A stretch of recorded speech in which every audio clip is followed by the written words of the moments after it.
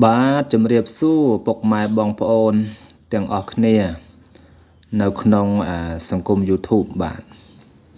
ថ្ងៃនេះដែរខ្ញុំមានវត្ថុស័ក្តិសិទ្ធិមួយអង្គដែលជារបស់កម្រជួបប្រទេសបាទណាបាទក៏គ្មានពីណាដូចដែរបាទគេហៅនឹងពូនខ្ចៅណានេះមើលយ៉ាងមើលច្បាស់រាងដូចខ្ចៅចឹងនេះមាត់នេះក៏តុយបាទនេះកលៈខ្ចៅណាបាទហើយនេះជាដៃបាទណានេះជាមុខនេះជាបួងសក់ណានេះជាបួងសក់នេះជាមុខណាមានភ្នែកមានអីតាមមុនមានភ្នែកពីរបាទសំខាន់យើងមើលឲ្យចំដូចមនុស្សមើលមកយើងវិញចឹងបាទដូចមនុស្សមើលមកយើងវិញចឹងបាទនាងពូនខ្ចៅអានេះថាគាត់កាត់ដើមឈើជំនាន់ខ្មែរក្រហមចឹងកាត់ដើមឈើទៅដើមឈើហ្នឹងប្រហោងក្នុងហើយក៏ឃើញខ្ចៅនៅក្នុងនោះមួយហើយក្នុងខ្ចៅហ្នឹងគឺបាទបានកាច់ថ្មអញ្ចឹងណាបាទចឹងទុកថារសាមកយូរហើយណាមកយូរហើយជាគេដំណើររបស់លោកឪពុកចឹងទៅបាទពេលឪពុកមរណភាពទៅក៏គាត់ចែកឲ្យកូនចៅទុកកលុបថារសាហើយក៏ប្រាប់ថាឲ្យរើសបាននៅក្នុងរន្ធឈើពេលឲ្យកាត់អញ្ចឹងណាមិត្តភ័ក្តិអីហ្នឹងមេក៏តាមសុំជាវតែគាត់អត់ជាវឲ្យទេរបស់កម្រតាំងពីបានមកទៅជាទៅជុំច្រំច្រើនទៅបាទអញ្ចឹងណាពីថានាងពូនយើងដឹងហើយមានអានុភាពខ្លាំងទៅជាទៅជុំច្រំច្រើនអញ្ចឹងណាបាទគាត់អត់ស្រោបទេគាត់ដេថងក្រហមបតោងកចាស់បុរាណណាបតោងថងក្រហមបតោងកឬដាក់ក្នុងកប៉ៅអាវអញ្ចឹងទៅបាទមានអានុភាពដែលជះបាទណាហ្នឹងហើយបាទរបស់សុទ្ធរបស់សៀនធ្ងន់ណាបាទធ្ងន់កដុកប៉ុណ្ណេះវាចង់ចូល2ខាំទៅ3ខាំហើយបាទ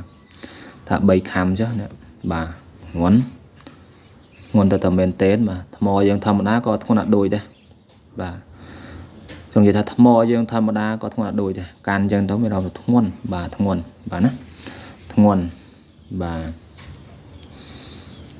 បាទ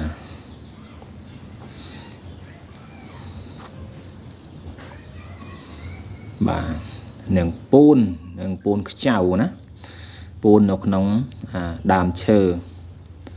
បាទខ្ញុំទៅជួបប្រទេសលើកទី1បាទស្អាតបាទស្អាតមកដៃមើលទៅច្រៀងទៅស្នបន្តិចមើលផ្លេចច្រៀងថ្មបន្តិចបើតាមយើងមើលថ្មតែមើលឡើងនេះដូចស្នអញ្ចឹងណាបាទរបស់កម្របាទរបស់អាចារ្យបាទហើយក៏ជឿបានខ្នាយមួយដែរនេះបាទថ្ងៃហ្នឹងស្អាតបាទខ្នាយចាស់តៃសាបាទប្រទាលចេះបាន2ហ៊ុន2ហើយត្រឹមគល់នេះបានមកទឹក2ហ៊ុនណាគឺកពុតដល់2ហ៊ុនបាទណាអត់ប្រេះអត់ស្រាំស្អាតនេះវាស្នាមអញ្ចឹងមើលទៅអត់ប្រេះអត់ស្រាំអីទេណានេះអញ្ចឹងបាទសាច់ចាស់ស្អាតទឹកដោះគោនេះត្រូវប្រេងត្រូវកមួនវិញបាទបាទស្អាតមែនទែនភ្លឺរលោងបាទឆ្លាញ់ពេញចិត្តអាចចែកជាវបានណាអាចចែកជាវបានបាទកម្ពស់12ហ៊ុនប្រទាលបាទ2ហ៊ុន2លីសត្វលេខ2ទាំងអស់បាទណានេះមុខសំលៀងគេ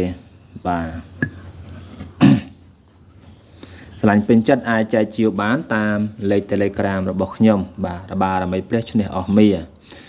បាទ YouTube មួយទៀតគឺបារមីលោកឪធំបាទណាប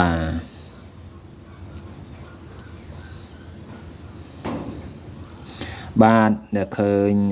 ដែលខ្ញុំបង្ហោះ YouTube នេះហើយសូមអស់លោកបានឃើញហើយមានលៀបមានជ័យសិរីសុខស្ដីណាឈ្នះអស់មាសត្រូវហេងបាទ